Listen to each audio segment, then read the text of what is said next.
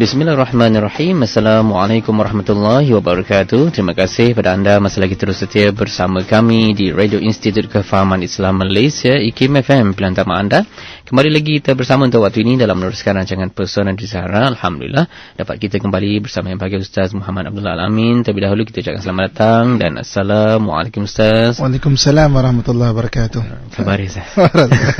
Lama tak jumpa ya. Lama tak jumpa ya. Okey. Saya Irwan Waras ya. Waras.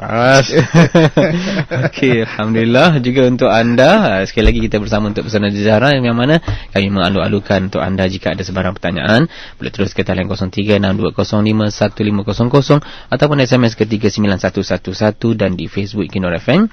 Dan juga bercakap atau bercerita bersama dengan Hari Malaysia, sambutan Hari Malaysia. Mungkin juga ada baiknya kalau boleh kita bawakan satu topik yang khusus yang dapat kita bawakan, kongsikan bersama pendengar. Untuk kali ini dengan tajuk kita mencintai negara. Jadi ada baiknya juga kalau boleh kita berkongsi terlebih dahulu Ustaz dengan apa yang bakal untuk kita perkatakan pada kali ini sebelum kita beri ruang pada para pendengar berkongsi juga berinteraksi dengan Ustaz. Silakan Ustaz. InsyaAllah. Bismillahirrahmanirrahim. Assalamualaikum warahmatullahi wabarakatuh. Alhamdulillah wassalatu wassalamu ala Rasulillah wa ala alihi wa ashabi wa man tabi'ahu wa man nasarahu wa wala. Hadirat Allah, DJ Ustaz Irwan. Seterusnya kepada ibu-ibu, ayah-ayah yang saya sayangi, abang-abang, kakak-kakak dan adik-adik yang saya doakan dan kebaikan sekalian. Syukur pada Allah Subhanahu wa taala dengan limpahan kurniaan dan rahmatnya pada pagi yang berbahagia ini dapat sama-sama kita menyambung perkongsian kita. Dan pada pagi yang berbahagia ini sempena dengan Hari Malaysia esok ya. Maknanya saya nak ucapkan selamat bercuti lah ya. Itu yang penting. Itu yang penting ya. Okey. Walaupun dalam bercuti, ingatlah jasa para DJ yang tetap bertugas ya. Okey.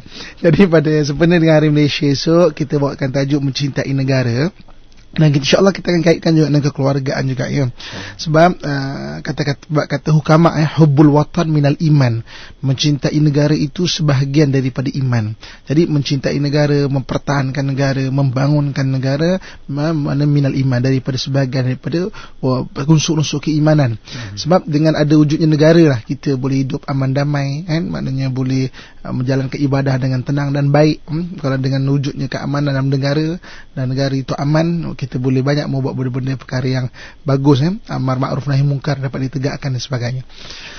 Jadi tuan-tuan muslimin muslimat, para pendengar yang dirahmati Allah sekalian. Okey, kita nak lihat sejarah maknanya negara Madinah Okey.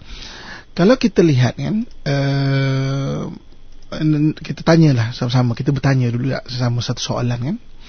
Kenapa Sayyidina Abu Bakar, Sayyidina Umar, Sayyidina Uthman dan Sayyidina Ali, 4 orang sahabat besar sebagai pemimpin khalifah umat Islam, tapi kenapa keempat-empat ni tidak banyak meriwayatkan hadis? Kalau kita tengok kan, jarang sangat hadis yang diriwayatkan oleh Uthman, Sayyidina Uthman. Hadis yang diriwayatkan oleh Sayyidina Umar ada, tapi tak banyak. Banyak lagi sahabat-sahabat yang lain. Padahal mereka itu merupakan as-sabiqun al-awwalun, orang-orang yang awal masuk Islam. Kenapa? Kerana Nabi SAW dalam menyusun para sahabat ni, Nabi menyusun maksudnya peranan, mengikut peranan masing-masing.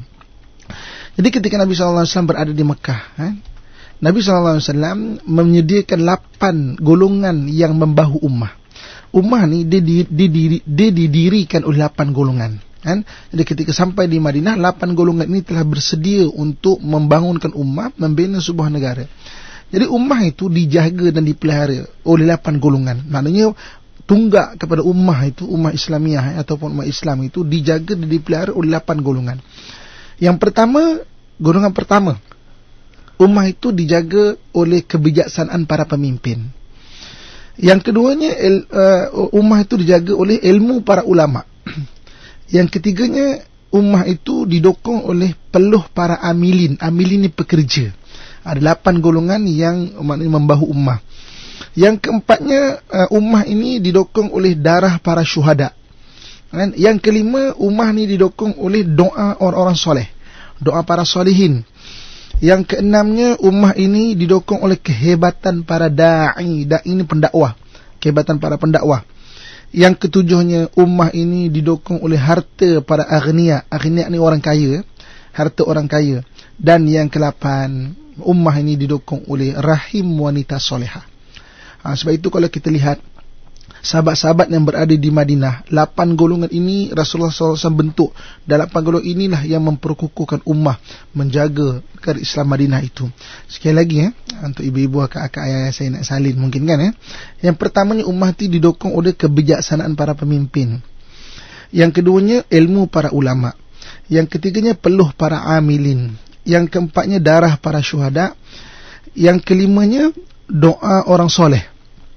Doa orang soleh. Yang keenamnya, kehebatan para da'i ini pendakwah. Yang ketujuhnya, harta orang-orang kaya. Dan yang ke-8, rahim wanita solehah. Jadi kalau kita lihat sebab itu bila kita melihat kenapa Sayyidina Abu Bakar, Umar, Uthman, Ali, orang yang awal yang masuk Islam tapi tak banyak meriwayatkan hadis. Sebab Nabi memang gilap mereka sebagai pemimpin. Dan Abu Hurairah ni Islamnya hanya di Madinah. Dia hanya beberapa tahun saja bersama Nabi. Tapi kenapa Sayyidina Abu Hurairah ini antara yang banyak meriwayatkan hadis? Sebab memang watak dia tu ulama. Jadi Nabi gilap dia sebagai ulama. Kan? Ibnu Umar umur 16 tahun nak ikut perang, Rasulullah tak bagi. Sampai menangis dia, kata, pujuk ayah dia, ayah Sayyidina Umar, tolonglah ayah, aku ni umur 16 tahun dah besar dah, aku nak ikut perang boleh tak? Tapi akhirnya Nabi kata apa? Okey, boleh, kau nak ikut perang boleh, tapi ikut duduk kat tempat orang perempuan belakang sana tu kan, berawat orang-orang cedera dan orang luka. Kenapa? Sebab watak Ibnu Umar tu adalah ulama. Jadi Nabi SAW bentuk dia sebagai memang ulama. Lepas tu Ibnu Umar antara orang yang banyak tafsir, hadis dan sebagainya. Okay. Yang ketiganya, peluh para amilin. Kita boleh tahu Abdurrahman bin Auf membangunkan ekonomi Islam. Hasan bin Thabit membangunkan pendidikan Islam. Hasan bin Thabit ni dia membangunkan pendidikan Islam. Dia memang mengajar anak-anak Islam menulis, bersyair, menulis dan sebagainya. Jadi ini peluh para amilin. Amilin ni pekerja yang membangunkan bidang-bidang fardu kifayah umat Islam. Yang keempatnya, ummah ni didokong oleh darah para syuhada. Kita boleh lihat ibu kakak sekalian, contohnya macam apa? Contoh macam Usamah bin Zaid. Usamah bin Zaid ini anak Zaid bin Harithah. Ayahandanya maknanya syahid di tanah Rom sana tu. Dan anaknya itu umur 17 tahun memimpin bala tentera perang. 17 tahun. Ibnu Umar 16 tahun, maknanya rakan sebaya kan, lebih kurang kan. Nak ikut perang, Nabi tak bagi. Tapi Usamah bin Zaid 17 tahun memang boleh pimpin barisan peperangan tu. Sebab apa? Sebab watak dia tu watak syuhada, watak memang pahlawan lah. Begitu juga kalau kita ada mendengar golongan kelima, ahli sufah. Ahli sufah di Madinah ni orang yang memang berzikir kan, maknanya dia nak ikut perang pun badan tak larat sangat. Dia berzikir, doa-doa mereka diperlukan. Kemudian kehebatan para da'i, kehebatan para pendakwah. Pendakwah zaman Nabi gilap memang hebat-hebat belaka. Kita lihat kalau pendakwah telah sampai ke bahagian-bahagian kita ni, sampai ditemui makam sahabat di Guangzhou, China. Sahabat ni mengislamkan sampai ke negeri China, di kepung China tu. Satu grup daripada darat, satu grup daripada laut, kena bertemu di tengah-tengah di laluan sutera tu.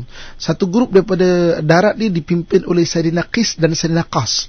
Makamnya ada di Uyghur di China sana. Dan satu grup dipimpin oleh Abi Waqqas. Makamnya ada di Guangzhou, China. Kemudian mereka bertemu di tengah-tengah di Xi'an. Xi'an tu laluan sutera atau perdagangan tu. Dan itu merupakan kota pemerintahan ketika itu kan, maknanya memang laluan di situ.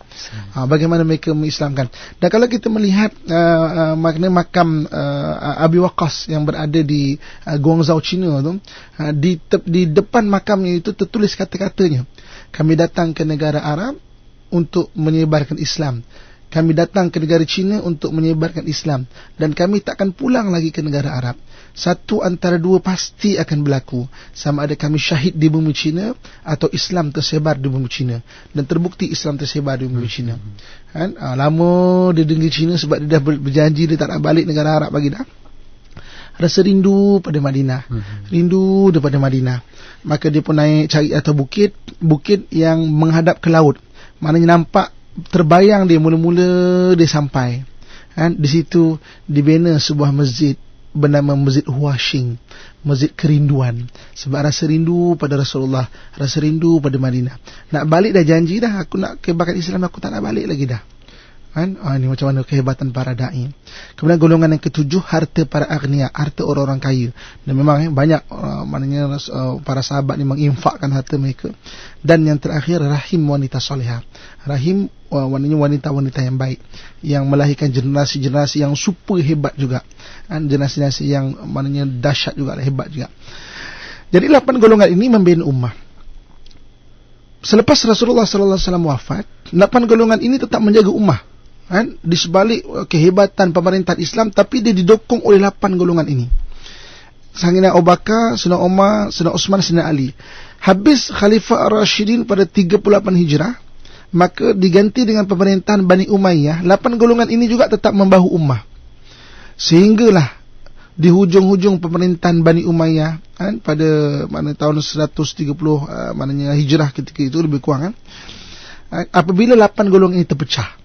Apabila pemimpinnya sudah tidak bijaksana, ulamanya mengampu, amilinya pemalas, pekerjanya pemalas, syuhadanya pengecut, orang solehnya terpisah di bukit-bukit, pendakwah tidak hebat, orang kayanya kedukut lah. Dan wanita rosak, maka ummah rosak. Maka ketika itu kerajaan Bani Abbasiyah, Umayyah diganti dengan kerajaan Bani Abbasiyah. 8 golongan ini sama-sama membangunkan kerajaan Bani Abbasiyah. Lalu masa di hujung-hujung kerajaan Bani Abbasiyah, 8 golongan ini terpecah. Terpecah 8 golongan ini. Maka kerajaan Bani Abbasiyah dilanggar oleh Mongol. Kemudian berbagai-bagai ujian, sampailah satu orang tokoh bernama Sultan Muhammad Al-Ghazi yang mengasaskan kerajaan Bani Utsmaniyah, menggabungkan 8 golongan ini, maka akhirnya kuat dan khalifah berpindah kepada Utsmaniyah, khalifah Bani Utsmaniyah. Jadi 1924 ketika khalifah Bani Utsmaniyah ini dihapuskan dalam sejarah umat Islam, 8 golongan ini terpecah. Dan umat Islam maknanya mereka maknanya alhamdulillah di zaman kemerdekaan banyak negara Islam dan merdeka. Sebab itu apabila kita bicara mengenai umat Islam di sebuah negara, terutama kita bicara mengenai negara Islam yang tercinta kita, negara Malaysia yang tercinta ini, kita tengok di mana peranan kita dalam 8 golongan ini. Kalau mungkin kita ni maknanya orang yang membangunkan ekonomi Islam, berniaga betul-betul, bawa zakat, bawa infak, kalau kita ni memang pendakwah, berdakwah betul-betul. Kalau kita ni memang orang yang suka ibadah, ada orang suka menjadi orang abid ni ahli ibadah, duduk masjid ibadah, doakan, jangan lupa doakan untuk negara. Kalau kita ni orang yang ada harta, maknanya infakkan harta kita. Kalau kita ni orang ada ilmu, sampaikan ilmu sungguh-sungguh. Kalau kita ni pemimpin, kita pimpin dengan sebaik-baiknya. Sebab 8 golongan ini dia membahu ummah Islamiah itu. Saya baru balik daripada Uzbekistan. Jadi kesempatan balik daripada Uzbekistan baru ni, saya melawat satu tempat bernama Khiva. Di Khiva sana tu, saya tertarik dengan satu sejarah yang mungkin orang lain tengok bangunan dan sebagainya. Ketika selepas zaman Mongol, ada satu orang pendakwah. Nama pendakwah ini adalah Syekh Awaluddin. Jadi dia sampai ke kota Khiva. Kota Khiva ni satu kota walaupun pernah dihancurkan oleh Mongol, tapi kota ni terus hidup balik. Sebab apa? Dia laluan sutera tu. Dan kota Khiva ni dia merupakan satu persimpangan. Maknanya orang-orang daripada China bawa ke sutera, sama ada sutera ni nak bawa ke Eropah ataupun nak bawa ke Iran. Dan kebanyakan orang Iran memang beli sutera-sutera ni supaya pedagang-pedagang tak bawa sutera ni bawa ke Eropah. Sebab kan dinasti Rom dan dinasti Parsi kan bergaduh. So dia memang berebut sutera ni di Khiva ni. Sebab tu kota Khiva menjadi satu kota macam apa namanya, rebutan tumpuan. Tak kisahlah apa juga yang berlaku, tapi ada satu orang ulama nama dia Syekh Awaluddin. Syekh Awaluddin ni sampai, Syekh pendakwah ni sampai di kota Khiva, dia melihat, aku nak cari potensi macam mana nak melahirkan juga seorang pendakwah. Peran pendakwah kan, dan dia berusaha untuk maknanya mentarbiah satu orang bernama Mahmud.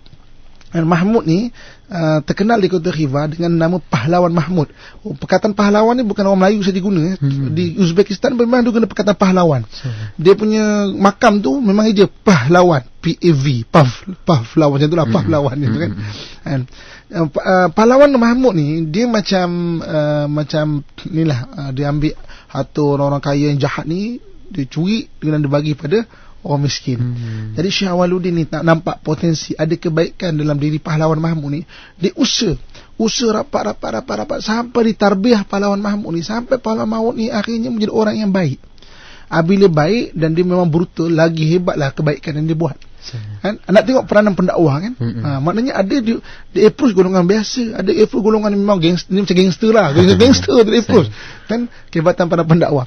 So jadi maknanya 8 golongan ni perlu ada. Dan kita hari ni bila bicara mengenai mencintai negara, kita pertahankan negara kita, kita bangunkan negara kita sebaik-baik dia, dan 8 golongan ni kita tengok kan, kalau kita semua ada peranan kita kan. Kalau ibu-ibu akak-akak sekalian kan, daripada rahim ibu-ibu akak-akak sekalian, maknanya lahirkan generasi-generasi yang baik. Maknanya pesan pada anak-anak kita, jaga keluarga kita baik-baik kan.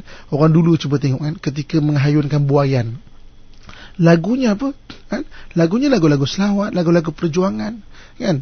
Bonda penuh riang menerima bahtera merdeka, putra-putri sayang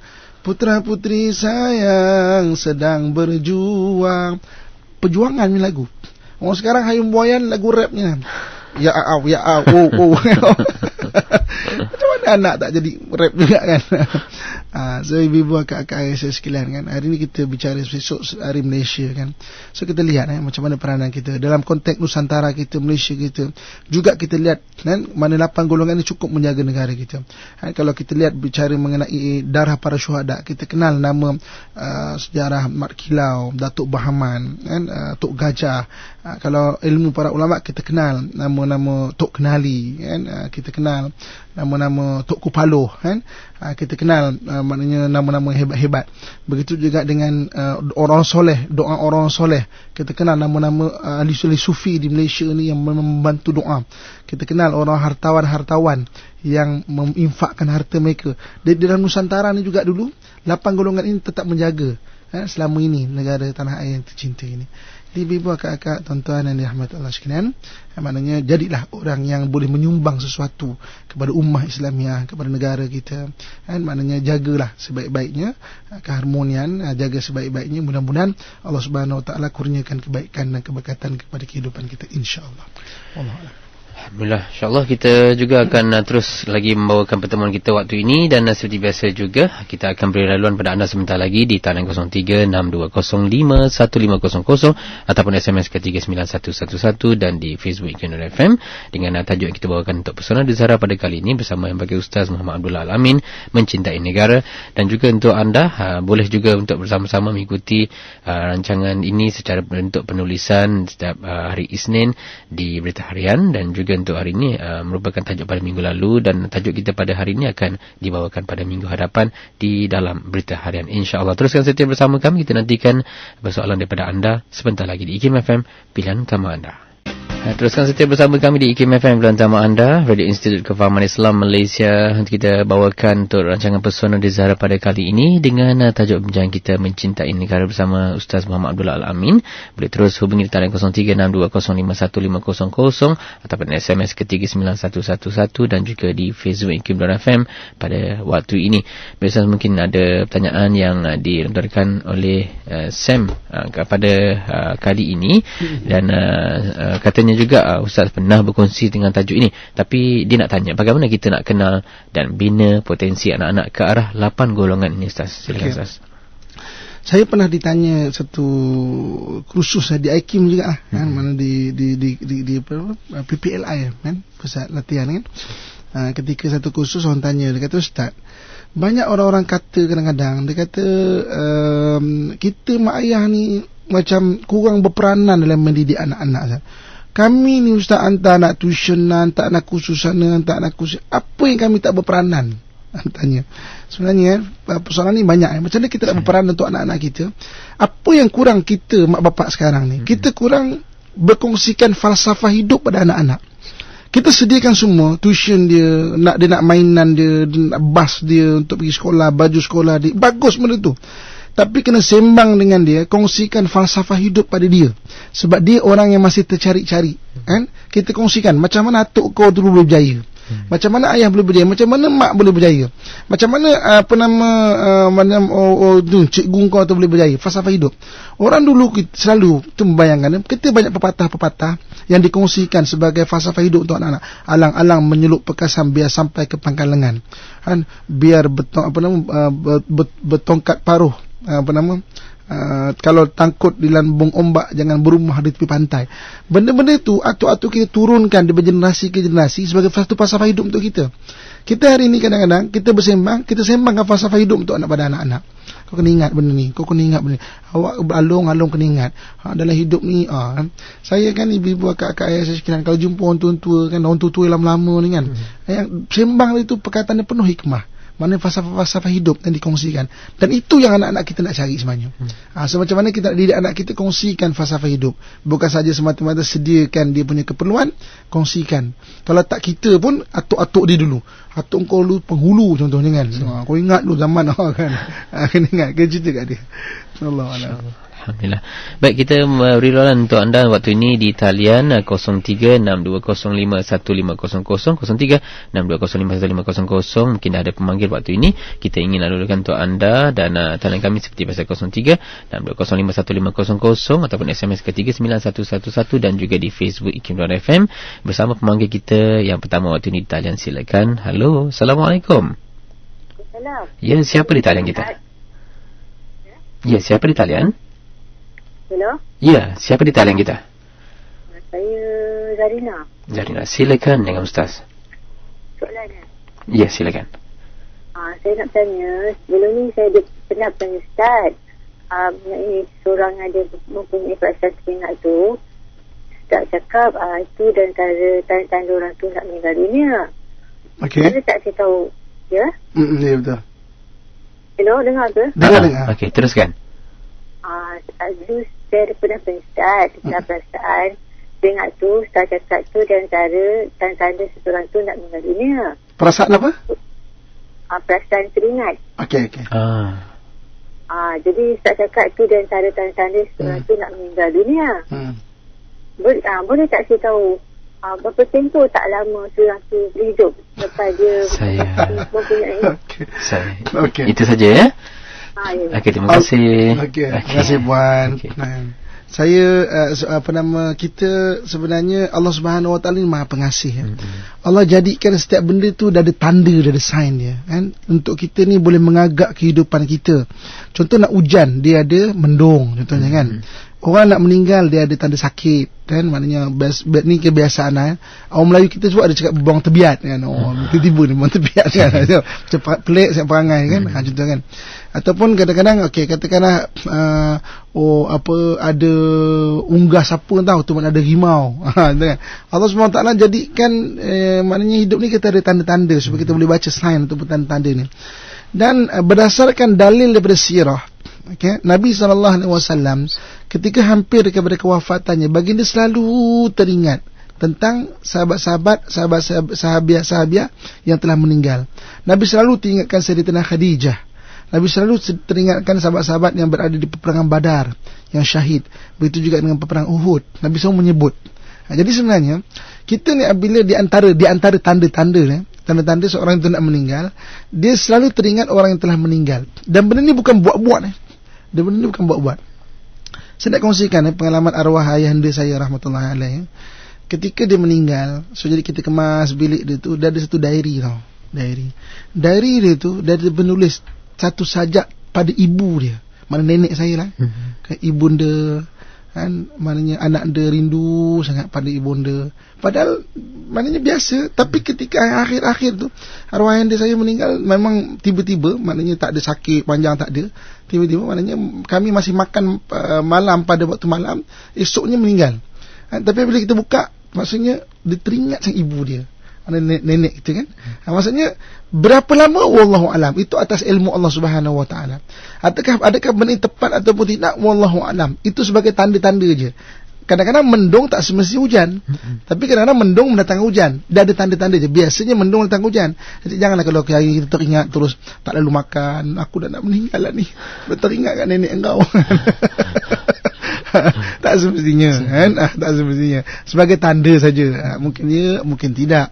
Kan, kalau ya, bersedialah. Kan, sebab kita semua akan meninggal. Kan, ada teringat ke tak teringat ke, semua akan meninggal kan. Yang penting persediaan kita. Wallahu a'lam.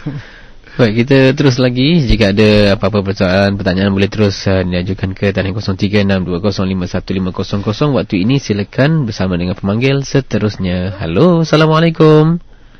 Assalamualaikum. Salam. Ya, siapa di talian? Saya Rana daripada Gemas. Okey, teruskan.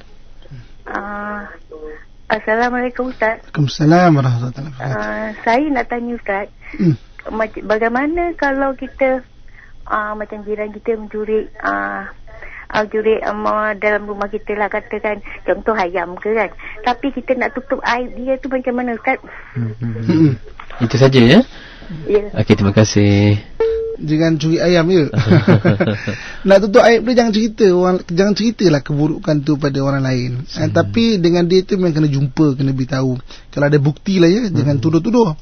Sekarang ni pun canggih tau, reban ayam pada CCTV. Teknologi CCTV tu dah tak mahal lah sekarang. So boleh bubuh CCTV tu ke reban kita. Betul, memang dia yang memang ambil, kena jumpa.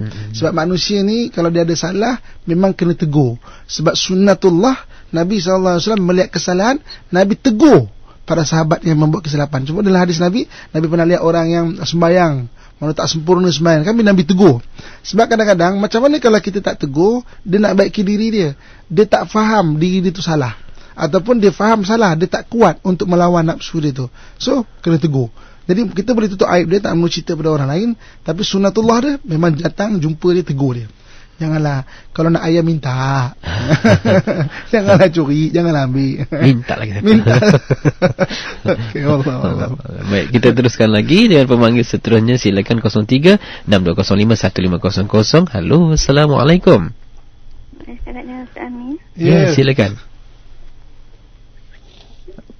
Okey, silakan soalannya. Okey, terima kasih. Assalamualaikum. Waalaikumsalam. Kak jangan takut Kak. DJ tak makan orang. Okey Kak. Assalamualaikum Ustaz. Assalamualaikum warahmatullahi wabarakatuh. Ustaz, ni saya nak tanya Ustaz, selalu kata macam mana saya nak uruskan masalah rumah tangga saya Ustaz. Baru semangat sikit. Sebab suami saya dia tinggalkan saya selama 6 tahun dah. Jadi bila saya nak pergi kat mahkamah tu kan, usia dah terlampau jauh tu dah Ustaz. Saya malu nak naik turun mahkamah sebab ini pun suami yang kedua kan, bukan yang pertama. Tadi banyak kutukan, hinaan yang melimpahkan. Malulah untuk nak hadapi dugaan ni semua. Ustaz, saya tak tahu niat dugaan daripada Allah ataupun apa, saya tidak tahu. Kak, maaf saya tanya ya, maaf ya. Umur Kak berapa ya? Umur 54 dah. Muda lagi. Ya Allah. Okay, Ustaz, kalau macam ni kan, ada sengaja gantung saya dapat tali. Kalau saya pergi umrah kan, kena minta izin dekat dia ke? Okey. Itu saja Kak. Ya, terima kasih. Assalamualaikum warahmatullahi. Kalau suami dah meninggalkan kita selama 6 tahun tanpa ada nafkah, kita boleh pergi untuk minta taklik. Sebab dalam ketika kahwin tu dia ada lafaz taklik. Kalau meninggalkan, suami tinggalkan kita 4 bulan 10 hari dan tanpa beri nafkah. Bukan kita tinggalkan suami, kita lari ikut suami, betul orang tak boleh. Itu bukan. Ini suami meninggalkan tanpa nafkah. Kalau kita tinggal suami, boleh dicas nusyus mengikut Islam dan juga undang-undang. Bila perintah nusyus tu, kalau sekali dah kena, dia memang selama-lamanya ada di dalam rekod nusyus. Sekali nanti saya kahwin lagi ke apa semua, ada dalam rekod benda tu.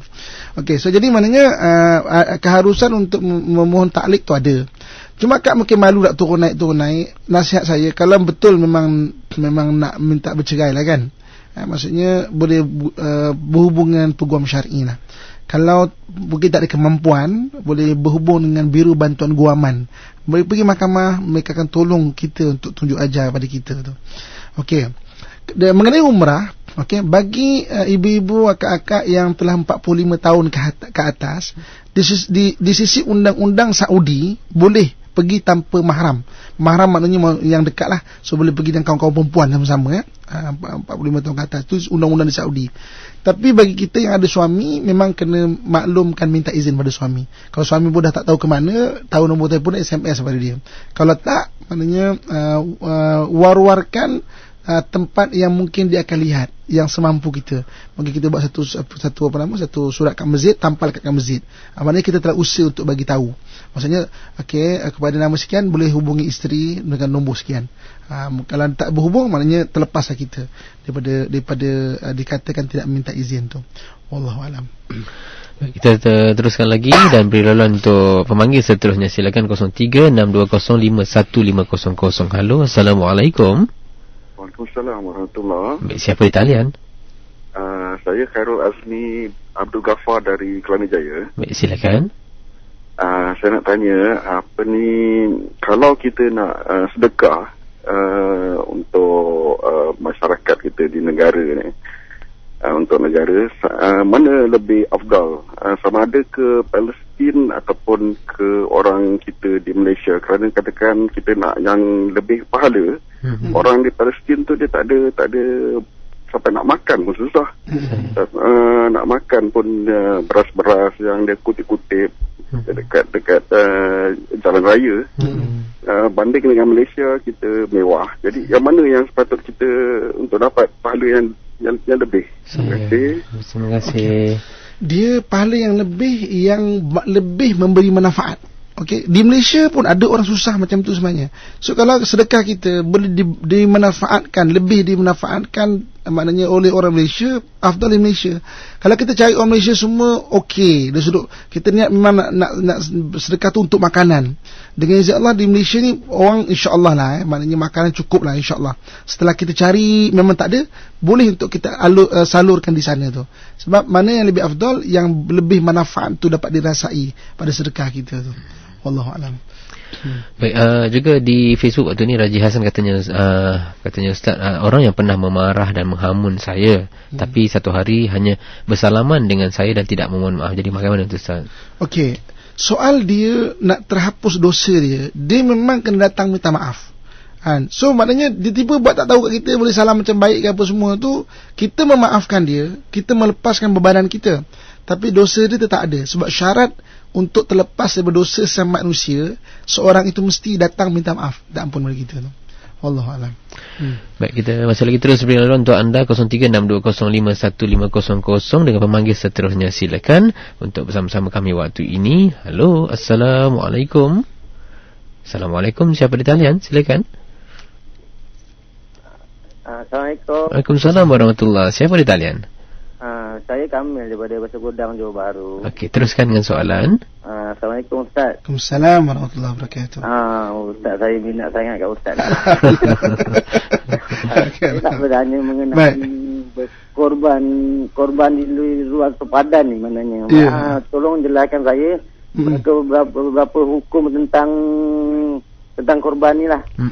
Sebab saya pun tak berapa tahu sangat. Tolong terangkan pada saya sebut sedikit dah.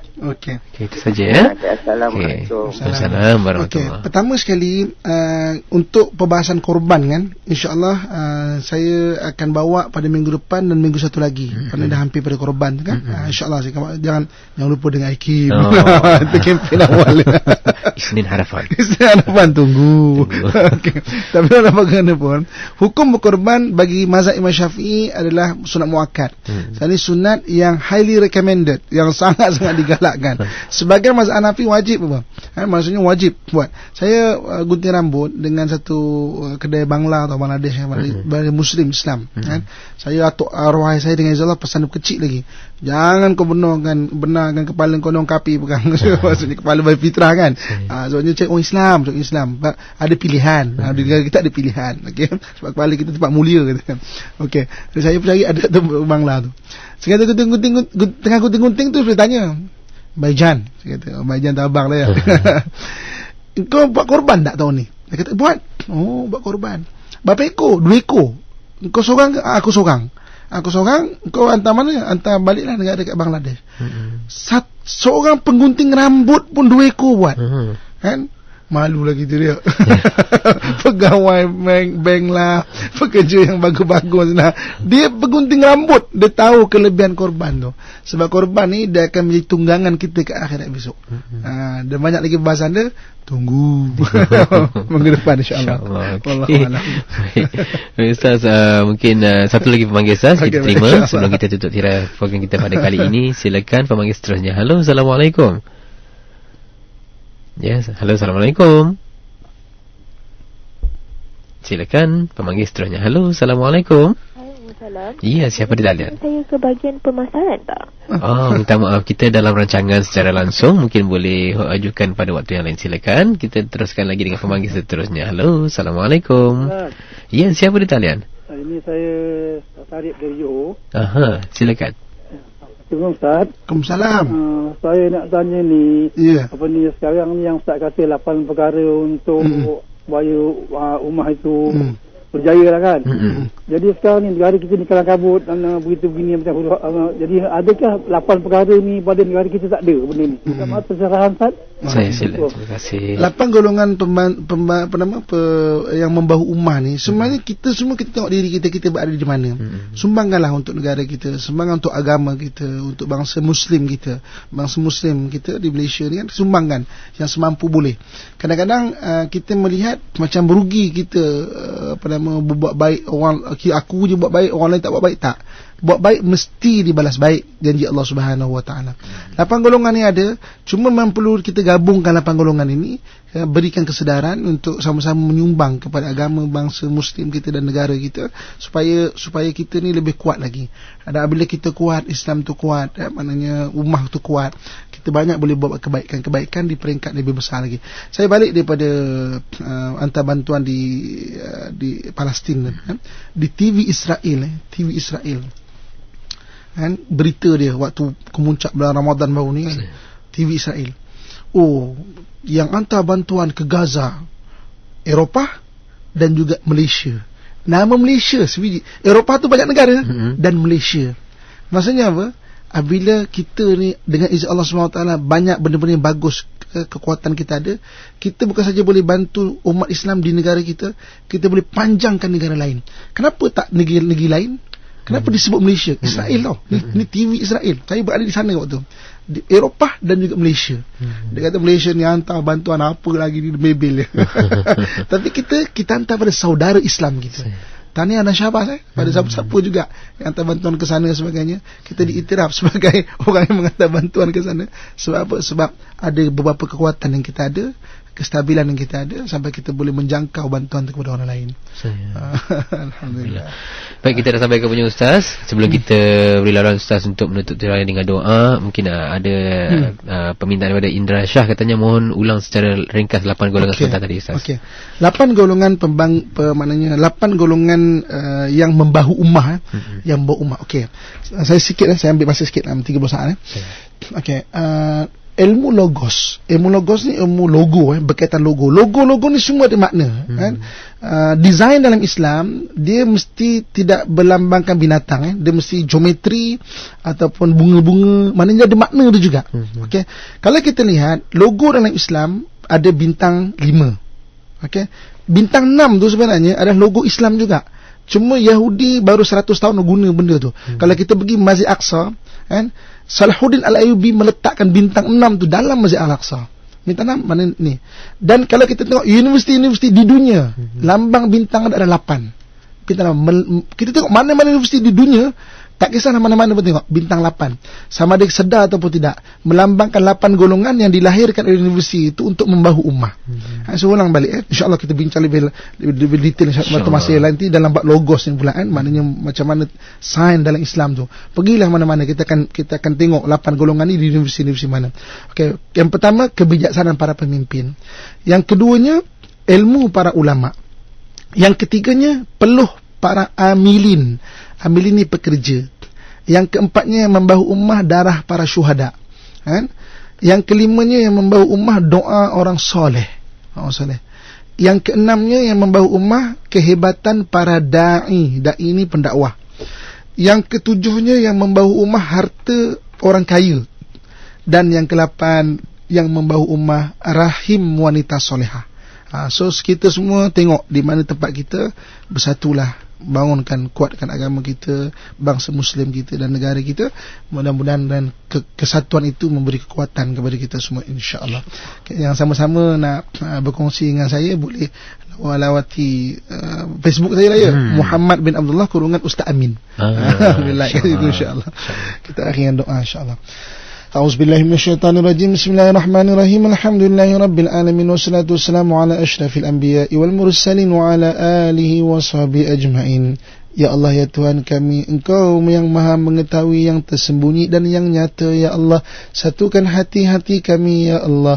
Rahmatilah diri kami, ya Allah. Ahli keluarga kami, ya Allah. Masyarakat kami, ya Allah. Negeri dan negara kami, ya Allah. Ya Allah, ya Tuhan kami, jika ada di kalangan kami orang yang sedang susah, ya Allah, bantulah mereka, ya Allah. Jika ada di kalangan kami orang yang sedang bersedih hati, ya Allah, berikan ketenangan dan jalan keluar bagi permasalahan mereka, ya Allah. Jika ada di kalangan kami orang yang sangat berhajat dengan keperluannya, ya Allah, tunaikanlah segala hajat dan cukupkanlah keperluannya, ya Allah. Jika ada di kalangan kami orang yang menderhaka kepadamu, ya Allah, isteri yang menderhaka kepada suaminya, ya Allah, anak-anak yang menderhaka kepada ibu dan ayahnya, ya Allah, ampunkan mereka dan bimbinglah mereka, ya Allah. Ya Allah, ya Tuhan kami, bimbinglah kami, ya Allah, ke arah jalan-Mu yang benar, ya Allah. Satukan hati-hati kami, ya Allah. Kurniakan keikhlasan kepada pemimpin kami, ya Allah. Kurniakan kekuatan kepada seluruh ummah Islamiah di negara kami ini, ya Allah. Allahumma rabbana atina fid dunya hasanah wa fil akhirati hasanah wa qina adzaban nar. Wa sallallahu ala sayyidina wa maulana Muhammadin wa ala alihi wa sahbihi ajmain. Walhamdulillahi rabbil alamin. Taqabbalallahu minkum minna wa minkum, taqabbal ya karim. Alhamdulillah. Jadi anda boleh bersama-sama untuk mengikuti kembali siaran ulangan jam 1 pagi tengah malam nanti. Kisah itu juga pada setiap hari Sabtu 11.15 pagi, dan tajuk ini mencintai negara akan dibawakan kembali dalam bentuk penulisan dalam Berita Harian pada Isnin minggu hadapan, insya-Allah. Terima kasih banyak Ustaz atas kesediaan bersama kami, dan insya-Allah minggu depan nantikan bersama Ustaz dengan kupasan mengenai korban Idul Adha, insya-Allah. Terima kasih. Saya jumpa lagi. Assalamualaikum. Waalaikumsalam warahmatullahi wabarakatuh.